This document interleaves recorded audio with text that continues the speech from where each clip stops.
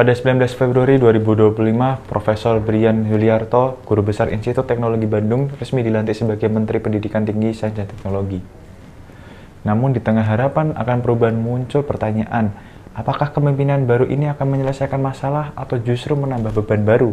Mari kita telusuri realita permasalahan yang selama ini membelit sektor pendidikan tinggi kita.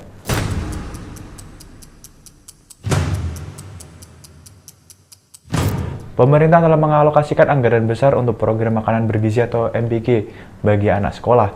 Namun, hal ini justru memberikan dampak lain pada pemotongan signifikan anggaran pendidikan tinggi. Pemangkasan ini mengancam alokasi pendanaan riset dan inovasi, berpotensi menghambat upaya mencapai visi Indonesia Emas 2045. Sejak tahun 2020 saja, dosen AS yang di bawah Kemendikbudristek belum menerima tunjangan kinerja yang dijanjikan. Meskipun telah ada kesepakatan antara Kementerian dan DPR untuk mencairkan tunjangan ini pada tahun 2025, hingga kini realisasinya masih belum jelas. Para dosen masih terasa terdiskriminasi dan kesejahteraan mereka terabaikan. Selain tugas utama dalam pengajaran, penelitian, dan pengabdian masyarakat, dosen kini dibebani dengan tugas administrasi yang semakin menumpuk.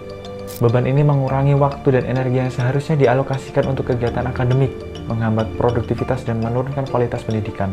Berdasarkan data Badan Pusat Statistik atau BPS tahun 2022 saja, dari 316.912 dosen di Indonesia, hanya 18,44% yang berkualifikasi akademik doktor. Mayoritas dosen masih berkualifikasi magister yang dapat mempengaruhi kualitas pengajaran dan penelitian dari perguruan tinggi. Permasalahan kesejahteraan dosen paling banyak ditemukan di perguruan tinggi swasta atau PTS. Banyak dosen di PTS menghadapi gaji yang rendah dan fasilitas yang kurang memadai, yang berdampak pada motivasi dan kualitas pengajaran. Dengan dilantiknya Profesor Brian Yuliarto sebagai menteri baru, harapan akan perbaikan pencuat. Namun tantangan yang dihadapi tidaklah ringan.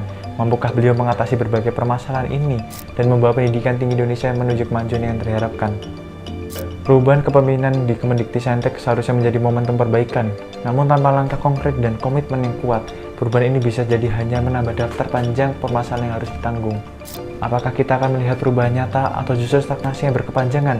Bagaimana pendapat Anda? Apakah perubahan ini akan membawa perbaikan atau justru menambah masalah? Jika Anda peduli dengan masa depan pendidikan di Indonesia, tulis komentar Anda di bawah ini. Share apabila konten ini bermanfaat untuk Anda. Ikuti terus penelusuran Depth investigasi lainnya.